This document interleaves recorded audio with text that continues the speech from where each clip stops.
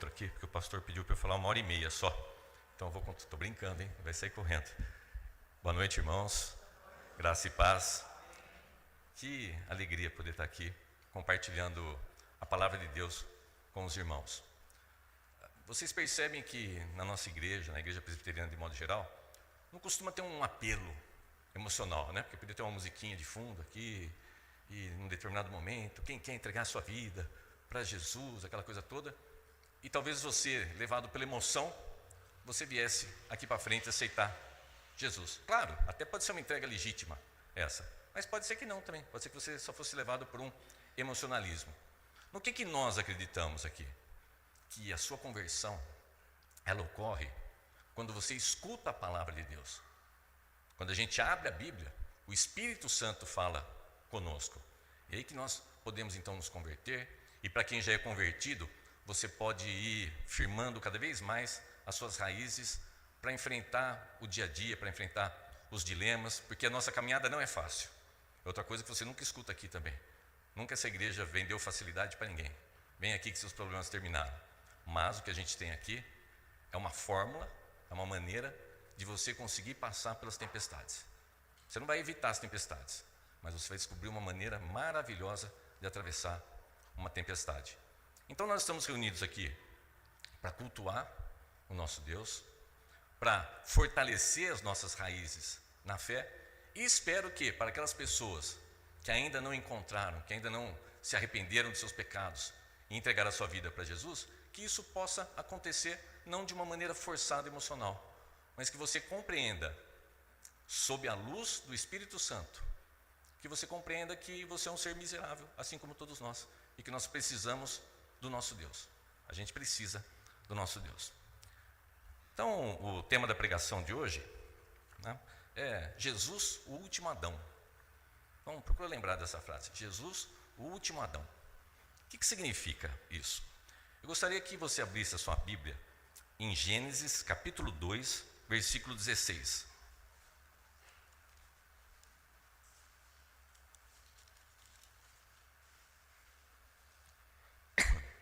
Gênesis capítulo 2, eu vou ler a partir do 15, tá? Para dar um pouquinho mais de contexto. Deus tinha acabado de fazer o homem, tá? Deus tinha acabado de criar o homem. Aí vamos ver o que Deus falou para o homem logo depois da criação dele.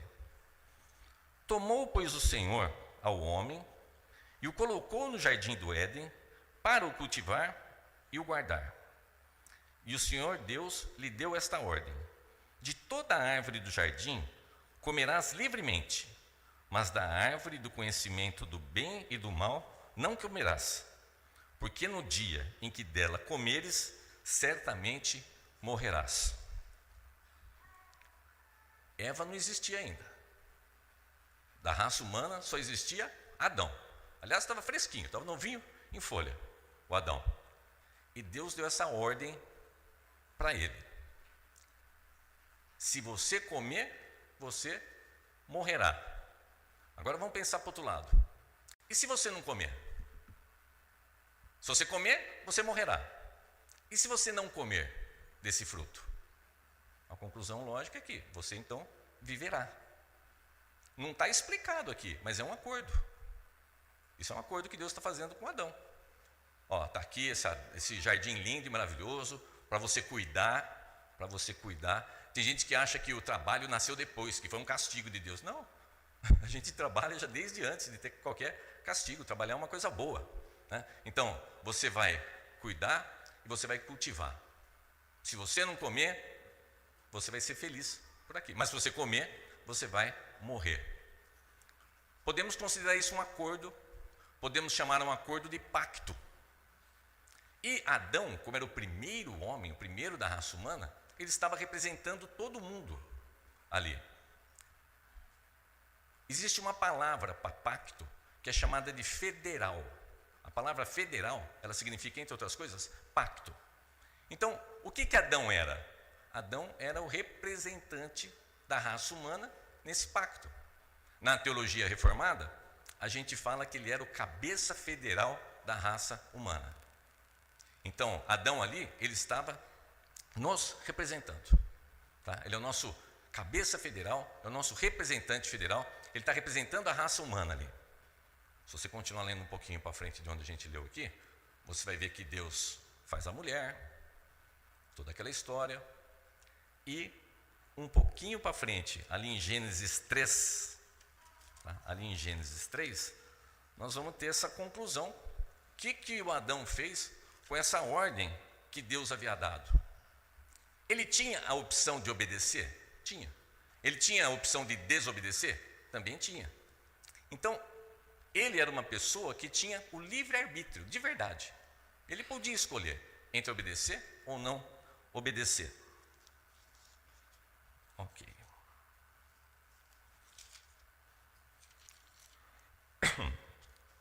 Vou ler rapidamente aqui, Gênesis 3. Mas a serpente, mais sagaz que todos os animais selváticos que o Senhor Deus tinha feito, disse à mulher: é assim que Deus disse? Não comereis de toda árvore do jardim? Respondeu-lhe a mulher: do fruto das árvores do jardim podemos comer, mas do fruto da árvore que está no meio do jardim, disse Deus: dele não comereis, nem tocareis nele, para que não morrais. Então a serpente disse à mulher: é certo que não morrereis, porque Deus sabe que no dia em que dele comerdes, se vos abrirão os olhos, e como Deus, serei conhecedores do bem e do mal. Vendo a mulher que a árvore era boa para se comer, agradável aos olhos, e árvore desejável para dar entendimento, tomou-lhe do fruto e comeu. E deu também ao marido, e ele comeu. Abriram-se então os olhos de ambos, e percebendo que estavam nus, cozeram folhas de figueira e fizeram cintas para si. Quando ouviram a voz do Senhor Deus que andava no jardim pela viração do dia, esconderam-se da presença do Senhor Deus, o homem e sua mulher, por entre as árvores do jardim. E chamou o Senhor Deus ao homem e lhe perguntou: onde estás? E ele respondeu: ouvi a tua voz no jardim, e porque estava nu, tive medo e me escondi. Perguntou-lhe Deus: quem te fez saber que estavas nu? Comeste da árvore que te ordenei que não comesses? Então disse o homem: a mulher que me deste por esposa, ela me deu da árvore e eu comi. Disse o Senhor Deus à mulher: que é isso que fizeste? Respondeu a mulher: a serpente me enganou e eu comi. Então o Senhor Deus disse à serpente: visto que isto fizeste, maldita é entre todos os animais domésticos, e o és entre todos os animais selváticos, rastejará sobre o teu ventre e comerá pó todos os dias da tua vida. Agora a parte importantíssima aqui. Porei inimizade entre ti e a mulher, entre a tua descendência e o seu descendente. Este te ferirá a cabeça, e tu lhe ferirás o calcanhar. E a mulher disse: multiplicarei sobremodo os sofrimentos da tua gravidez, e em meio de dores dará à luz e filhos. O teu desejo será para o teu marido, e ele te governará. E Adão disse: visto que atendesse à voz da tua mulher e comesse da árvore que eu te ordenara que não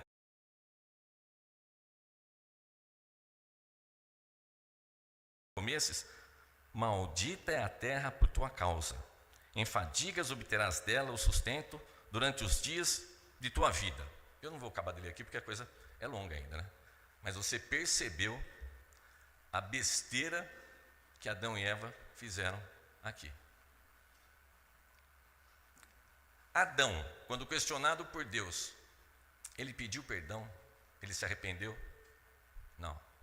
O que ele fez? A mulher que o Senhor me fez aí, tá vendo?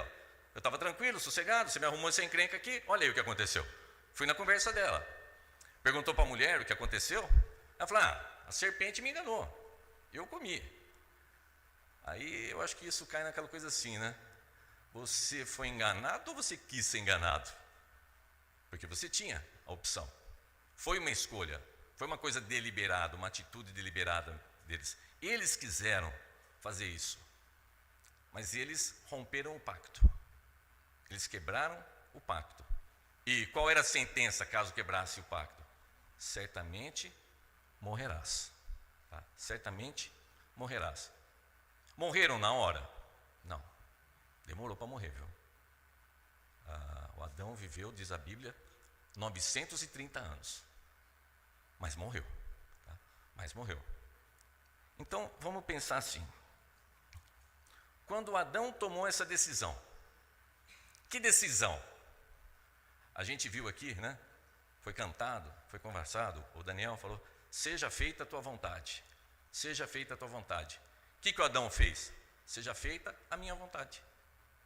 Foi lá e comeu, porque era só não comer. Gente, imagina a vida maravilhosa que Adão e Eva tinham. A gente não vê na televisão aqueles resorts maravilhosos, lugares lindos para você conhecer antes de morrer e tudo mais. Agora, imagina o que eles tinham. Não era esse mundo igual ao nosso aqui, era um mundo completamente diferente. E mesmo assim, eles optaram por desobedecer a Deus. Custava falar, fica aí essa árvore. Eu tenho o mundo inteiro aqui para curtir, para aproveitar. Eles tinham a presença do próprio Deus. Eles tinham a presença do próprio Deus. Dá para você imaginar o que é isso? Você estar na presença de Deus todo dia, tudo numa boa, tudo maravilhoso. Mas ele desobedeceu. E Deus foi pego de surpresa então e ele teve que bolar um plano? Não, de modo algum. Deus nunca é pego de surpresa. As coisas acontecem tudo segundo um plano pré-ordenado por Deus. A gente já discutiu isso. Você que nunca veio na escola dominical, deixa eu abrir um parênteses aqui. Você que nunca veio, venha na escola dominical. A gente discute coisas interessantíssimas aqui, a gente estuda a Bíblia. Já foi assunto em inúmeras aulas nossas de que Deus é soberano. As coisas acontecem segundo a vontade de Deus. Então Deus não foi pego de surpresa não. Então Adão não tem culpa? Lógico que ele tem culpa, tem toda a culpa do mundo.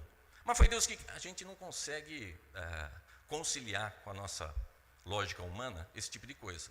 Mas Deus manda, mas o homem tem culpa. Ou você vai falar que Deus foi injusto com Adão? De modo algum. Deus jamais você pode falar que Deus é injusto. Deus é, dentro da sua própria característica inerente dele, ele é sempre justo. Ele é 100% justo. Então, Adão e Eva, que tinham um patamar de santidade absurdo, eles desobedecem e a gente chama isso de queda. Por isso que você escuta tanto falar que a gente é uma raça caída, que a gente é uma raça caída. A queda, é a queda. O pecado nunca leva uma pessoa para cima. Nunca. A propaganda do diabo é que leva, né? A propaganda enganosa do diabo, vocês também desde quando o diabo está aprontando, né? Desde sempre. Né? Mas o pecado só leva a pessoa para baixo. Sempre para baixo, para o buraco, para mais fundo do buraco. Chegou no fundo do poço, não, dá para cavar mais. Esse é o caminho do pecado. Então, Adão e Eva provocaram uma ruptura desse estado de pureza. Eles descobriram que eles estavam nus. Eles não sabiam que eles estavam nus? Não, eles sabiam que eles estavam sem roupa, lógico que eles sabiam. Mas eles passaram a ter uma percepção vergonhosa do corpo. O que antes era motivo de alegria, o que antes era um motivo de êxtase, de pureza, passa a ser uma coisa vergonhosa. Nós estamos pelados. E se esconderam para trás do mato. O que antes era só alegria, imagina, vivia em paz com os bichinhos. Gente, tenta imaginar que vida maravilhosa. Agora o que eles têm? Agora eles têm culpa. Agora eles têm, de alguma forma, algum remorso do que fizeram. Toda aquela coisa boa que eles tinham foi quebrada. A partir de agora é angústia, a partir de agora é culpa, a partir de agora é medo. E a partir desse instante, nunca mais nasceu um ser humano sem pecado. Nunca mais nasceu. Só Jesus. Jesus nasceu sem pecado. Mas de Adão e Eva para frente, nunca mais nasceu um ser humano sequer que não tivesse pecado. Por quê? Porque Adão era o nosso cabeça federal. Adão era o representante da raça humana. A gente sempre usa um exemplo, que não é... Eu vi um pastor falando que você amassa uma forma de bolo, ela caiu no chão, fica amassada, e todo bolo que você fizer ali vai vir com a marca daquele amassado. Isso é o pecado original. Ele foi imputado à raça humana. Por culpa de Adão, isso foi colocado na nossa conta. E se você estivesse no lugar de Adão, você acha que você ia fazer muito diferente? Será que ia ser diferente? Eu acho que não. Sabe? Eu acho que o ser humano é terrível mesmo. Mas o fato é que o homem caiu desse estado de pureza e a sentença do Senhor veio. Qual que era a sentença? Certamente morrerás. Mas esse certamente morrerás, ele é muito forte, porque ele é amplo. Por exemplo, é a morte espiritual do homem. O que é a morte espiritual do homem? O homem vivia em comunhão, face a face com o próprio Deus. E agora? Agora você sente culpa, agora você sente medo, você foi cortado desse relacionamento com Deus. mas cortado mesmo. Deus falou para Adão assim, ó, junta tuas coisas e sai daqui. Ele foi expulso do jardim do Éden. Não bastasse isso, se você continuasse lendo Gênesis 3, lá no finalzinho, Deus coloca um querubim para tomar conta ali e fala, aqui vocês não voltam mais. E uma espada flamejante que fica andando de um lado para o outro para guardar a árvore. Então assim, foi expulso, sai daqui. E foi expulso para onde? Foi para esse mundo maravilhoso? Não. O pecado foi uma coisa tão terrível, que subverteu a natureza. A natureza não era como é agora.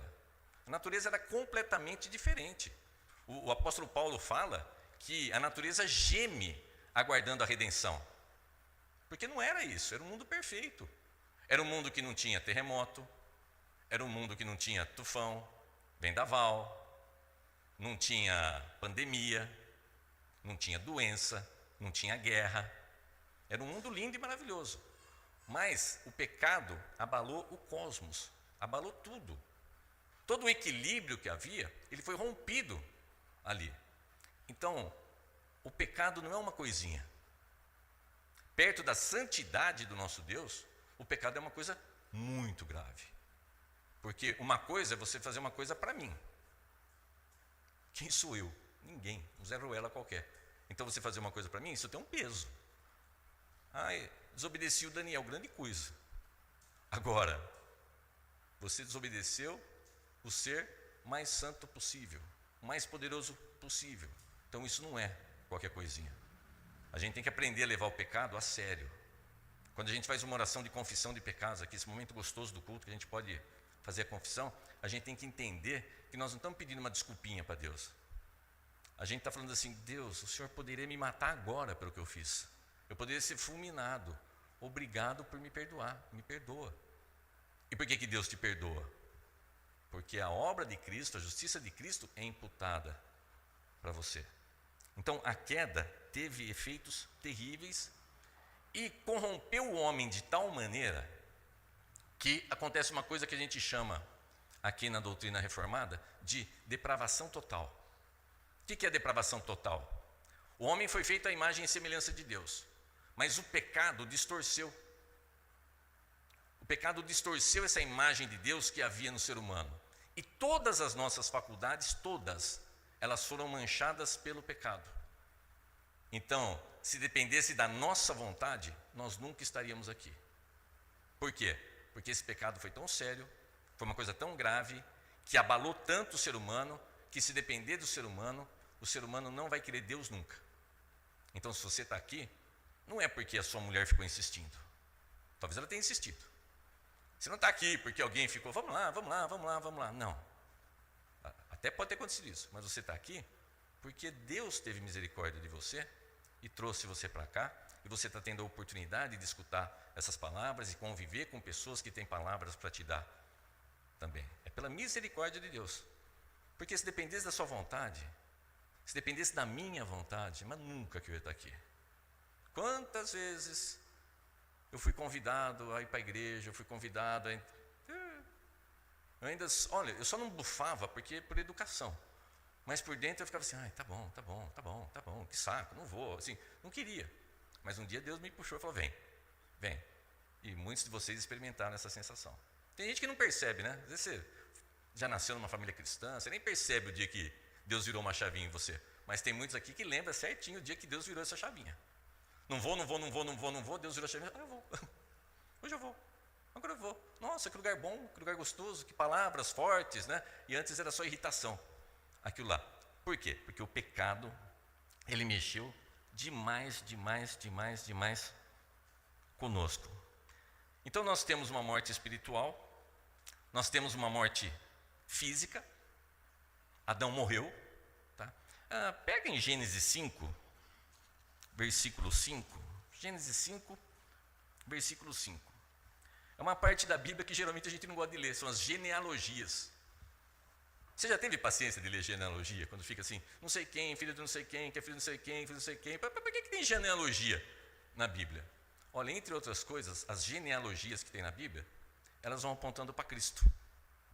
não sei quem, filho de não sei quem, que é filho de não sei quem, que é filho de não sei quem, que é filho de não sei quem, que é filho de não sei quem. Para quê? Para traçar um caminho, para traçar uma rota até Cristo. Então, eu não vou ler a genealogia inteira, esse capítulo é grande mesmo, mas 5, versículo 5. Os dias todos da vida de Adão foram 930 anos. Agora, olha a última frase. Qual que é a última frase que está aí? E morreu. E se você continuar lendo, ele vai continuando falando dos descendentes, e fala, o descendente tal viveu tantos anos, não sei o quê, e morreu. E o outro foi tantos e tantos e tantos e tantos e tantos, e a frase final, e morreu. E você vai ver umas 6 ou 7 vezes, só nesse pedaço aqui, a conclusão sempre assim, e morreu, e morreu. Ué, por que eles estão enfatizando aqui que morreu? Para falar que a morte entrou no mundo mesmo. Todo mundo morreu. Viveram um monte, mas pensou viver 930 anos? Tá? Mas morreu. Todos eles morreram. Por que todos eles morreram? Porque o pecado, o salário do pecado é a morte. Então, todo mundo que morre, morre porque tem pecado. Ah, morreu, pecador. Ah, mas você pode falar isso? Posso. Eu posso, não estou falando mal da pessoa. Estou falando a verdade. Todos nós somos pecadores. A nossa diferença aqui é que nós somos pecadores arrependidos. E Deus nos perdoou dos nossos pecados. Mas todos nós somos pecadores, todos nós vamos passar pela morte. Mas dentro de todo esse cenário terrível, que foi a queda, que foi a coisa mais terrível que podia acontecer com o ser humano, Deus faz uma promessa. Então, você está em Gênesis 5, volta para Gênesis 3 de novo, que é o pedaço da queda aqui. Tá? 3,15. Eu já li, mas agora eu vou ler só esse pedacinho aqui. É Deus falando com a serpente. E que lá em Apocalipse tem a interpretação de que essa serpente é o diabo. Tá? É a serpente, mas é o diabo falando através da serpente. Então Deus está falando com o diabo aqui. Com a serpente e com o diabo. Porém inimizade entre ti e a mulher, entre a tua descendência e o seu descendente. Este te ferirá a cabeça, e tu lhe ferirás o calcanhar. Você ferir uma serpente na cabeça é o quê? É matar a serpente, não é assim que mata a cobra. Tá? Então, estava sendo decretado aqui, para a cobra, para o diabo, assim, ó, do descendente dessa mulher aqui, era Eva, do descendente dessa mulher aqui, vai vir um que vai pisar na sua cabeça. E você só vai morder o calcanhar. Isso, todo mundo enxerga aqui, uma promessa da vinda de Cristo. Esse versículo, Gênesis 3, versículo 15, é chamado de proto-evangelho, que é da palavra, por exemplo, protótipo. É quando você faz uma coisa antes de fazer a coisa definitiva. Então, é um projeto do evangelho sendo lançado aqui. É chamado de proto-evangelho. É o primeiro livro da Bíblia, é o comecinho da Bíblia, e logo no primeiro livro da Bíblia, no comecinho da Bíblia, você já tem uma promessa da vinda de Jesus. Todos os 66 livros da nossa Bíblia, eles giram em torno de Jesus. Quando que Gênesis foi escrito? Cerca de 1.400 anos antes de Cristo. Até chegar na gente aqui, 3.400 anos, a escrita de Gênesis, que já estava narrando uma história extremamente antiga. Mas tudo já convergia para a vinda de um Salvador. Tá? Tudo isso já convergia para a vinda de um Salvador. Ah, mas será que o homem é um ser tão mau assim? Gênesis 6, versículo 5. Gênesis 6, versículo 5. Se você nunca leu Gênesis, você poderia ler, viu? Por exemplo, aqui nesse pedaço tem umas coisas tão que nem em filme você encontra. São os filhos de Deus tendo relações com com as filhas dos homens, e valentes, e gigantes, e surge um monte de história, que se você vier na escola bíblica, você vai poder ver esse tipo de coisa, que nós não vamos falar dessas curiosidades não. Mas aqui em Gênesis 6, a gente está um pouquinho antes do dilúvio. Então, olha só que interessante aqui. Gênesis 6, 5. Viu o Senhor que a maldade do homem se havia multiplicado na terra e que era continuamente mal todo o desígnio do seu coração. Então, muitos argumentam que o que aconteceu com Adão ficou com Adão. Que não tem sentido a gente imaginar que uma coisa que Adão fez comprometesse a sua descendência. Mas aqui fala, ó, que Deus viu que o homem era cada vez pior. Um pouquinho antes disso, Deus decide limitar a idade do homem. Um pouquinho antes disso, Deus limita a vida do homem em torno de 120 anos. Foi para castigar o homem? Não. Ele falou assim, gente, esse povo só faz besteira. Esse povo é mau. Então, para preservar o ser humano, Deus colocou uma limitação de 120 anos para ele viver. Ah, mas ninguém vive 120 anos. Não, gente, isso é uma linguagem da Bíblia. Aí, tá? Mas ele colocou uma limitação para o homem, porque o homem só faz besteira. O homem, ele só faz bobagem. Aí nós chegamos em nós aqui. Nós chegamos na nossa sociedade. O que nós somos? Nós somos os descendentes de Adão. Nós temos uma natureza adâmica. O que é a natureza adâmica? Essa natureza que nós herdamos de Adão. E que tipo de pessoas nós somos? Desculpa falar, mas nós somos o pior tipo de gente que existe. Nós somos terríveis. A gente só não é mais terrível porque Deus limita a nossa maldade. Para a sociedade poder continuar existindo, Deus coloca alguns limites. Deus coloca coisas boas até em pessoas ímpias, em pessoas que nem acreditam em Deus. Mas você vê um monte de gente que não é cristão, que não acredita em Deus nem nada, e a pessoa é boa, procura fazer o bem, tem um certo senso de justiça. Mas nós, essencialmente, somos pecadores. Aí eu não nasci com esse pecado original. Você nasceu. Mas digamos que você não tivesse nascido. Você ia ser um santinho? Não, você ia ser o que você é hoje. A gente estudou aqui durante 10 semanas, nas nossas manhãs de escola bíblica, a gente estudou os 10 mandamentos, que é um resumo da lei moral de Deus. E cada dia que a gente estudou aqui, cada manhã que a gente estudou aqui, foi um dia para a gente falar assim, é verdade. Como a gente peca, como a gente é pecador, como a gente faz coisa que desagrada ao nosso Deus. Alguém aqui já leu inteirinho o livro de Levíticos?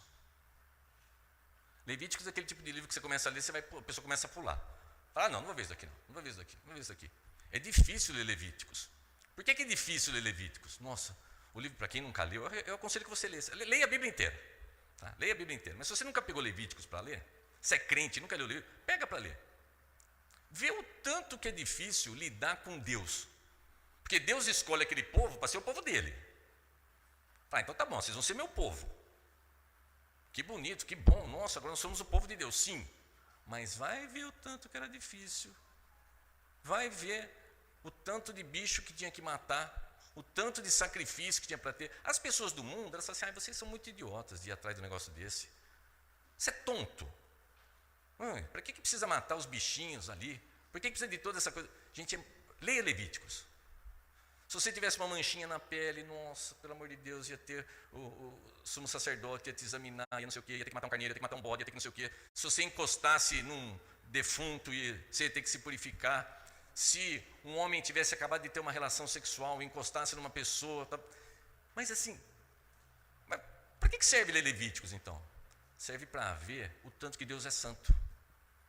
Tudo aquele negócio cansativo que tem em Levíticos, na verdade é para mostrar assim, olha, o padrão de Deus é alto demais. É muito, porque é impossível. Se você ler Levíticos, você vai dizer, não é possível. Não tem jeito disso. E não tem jeito mesmo. É impossível. O homem não consegue obedecer às leis de Deus, os mandamentos de Deus. É impossível. Então, quando a gente chega nessa conclusão, você fala assim, eu sou um perdido. Eu sou um mísero pecador. Não tem jeito para mim. Realmente.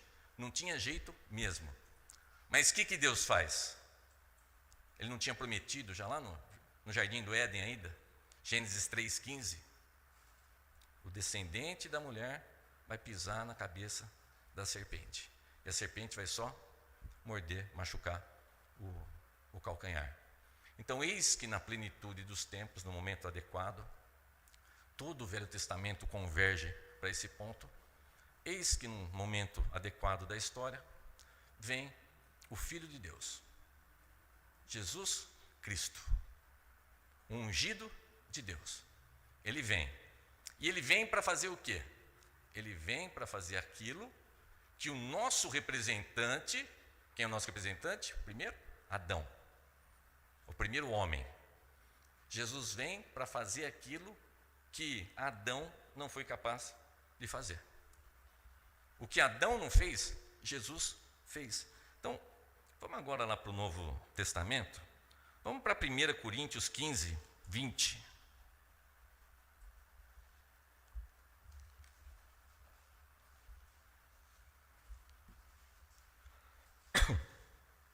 Primeira Coríntios 15, 20. Só para te dar um pouquinho de contexto, aqui é o apóstolo Paulo conversando com a igreja de Corinto. E havia um grupo na igreja de Corinto que não acreditava na ressurreição dos mortos. Provavelmente porque devia ter uma influência de uns chamados saduceus, que era um ramo do judaísmo que não acreditava em ressurreição. Tá? Então, esse é o pano de fundo dessa conversa que Paulo está tendo. Então, 1 Coríntios 15, 20, lembra, tinha um grupo que não acreditava na ressurreição. Mas, de fato, Cristo ressuscitou dentre os mortos, sendo ele as primícias do que dormem. Visto que a morte veio por um homem, também por um homem veio a ressurreição dos mortos. Porque assim como em Adão todos morrem, assim também todos serão vivificados em Cristo. Cristo foi, se você pegar para ler Hebreus, você vai ver que Cristo foi o sacrifício perfeito e definitivo. Todos aqueles sacrifícios que a gente vê lá em Levíticos, tudo aquilo apontava para Cristo. O sacrifício de Cristo era algo tão puro, tão perfeito, que ele era definitivo. Ele substitui toda aquela matança, toda aquela coisa complicada que a gente tem lá no livro de Levíticos. E através dessa obra de Cristo, lá em Levíticos, tinha umas instruções, uma vez por ano, para o sumo sacerdote entrar no Santo dos Santos, e tinha a Arca da Aliança, que tinha 2 querubins, um voltado para o outro, com as asas assim, e tinha a tampa da arca, que era chamada de propiciatório.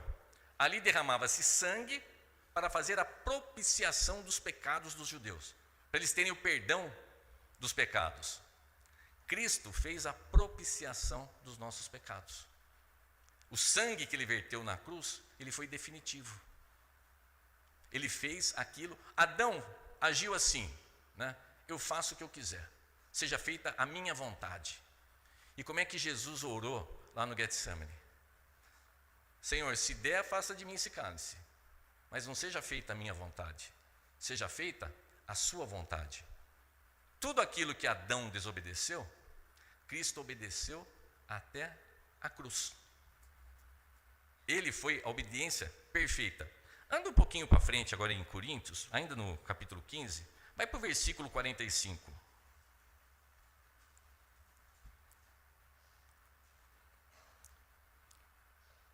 Pois assim está escrito: o primeiro homem, Adão, foi feito alma vivente. O último Adão, porém, é espírito vivificante. Mas não é primeiro o espiritual, e sim o natural, depois o espiritual. O primeiro homem formado da terra é terreno, o segundo homem é do céu. Como foi o primeiro homem o terreno, tais são também os demais homens terrenos. E como é o homem celestial, tais também os celestiais. E assim como trouxemos a imagem do que é terreno, devemos trazer também a imagem do celestial. Traduzindo, Adão veio do pó. Adão era um ser terreno. E ele passou essa natureza para nós. Cristo, como que ele foi concebido? Ele foi concebido através do Espírito Santo. Cristo veio do céu. Adão imputou a nós o pecado. É o pecado original. Nossa raça é uma raça condenada, nossa raça é uma raça caída. Isso veio pela imputação de Adão. Foi isso que Adão deixou para a gente. E o que Cristo deixou para a gente? Cristo, ele é a primícia dos que dormem. O que era primícia no Antigo Testamento? Lá em Levíticos também tem isso. Pessoal falando, lê Levítico. Tá? As primícias eram a primeira parte da colheita. Eram os frutos bonitos, os bons, que você pegava e levava para alguém e falava assim, minha colheita vai ser disso daqui. Essa é a qualidade do que eu tenho para te vender. Essas eram as primícias. Então, Cristo é a primícia dos que dormem. Por quê? Porque todos vão ressuscitar. Se você continuar lendo aqui 1 Coríntios, ele vai ficar falando sobre a ressurreição dos mortos. Vai até falar a ordem em que as pessoas ressuscitam.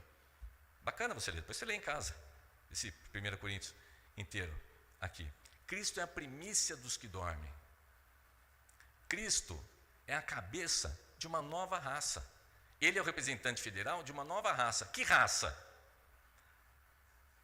O homem não podia se libertar da lei do pecado. O que Deus permite? Deus permite que você morra. Quando você se converte, você morre.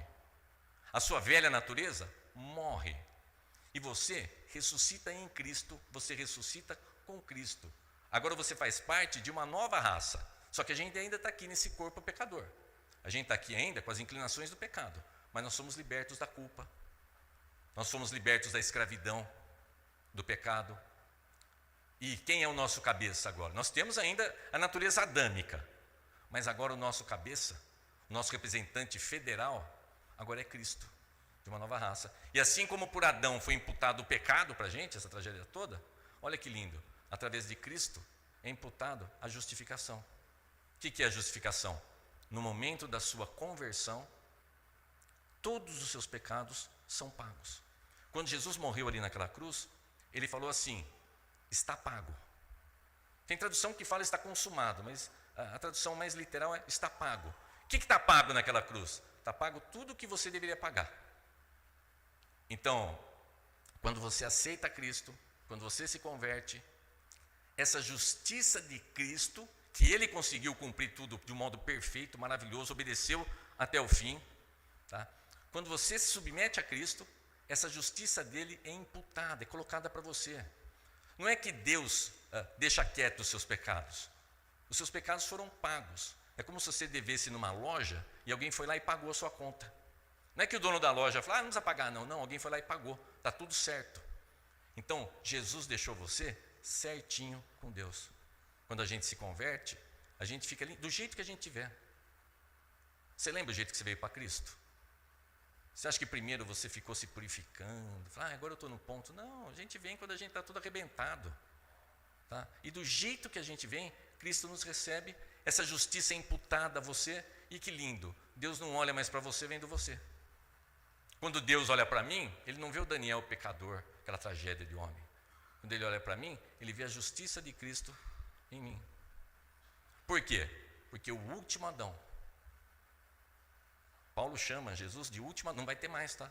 É a nossa última chance. Não vai ter outra coisa depois de Cristo, não. Então, essa justiça de Cristo é imputada a você. Você está perdoado dos seus pecados passados e futuros.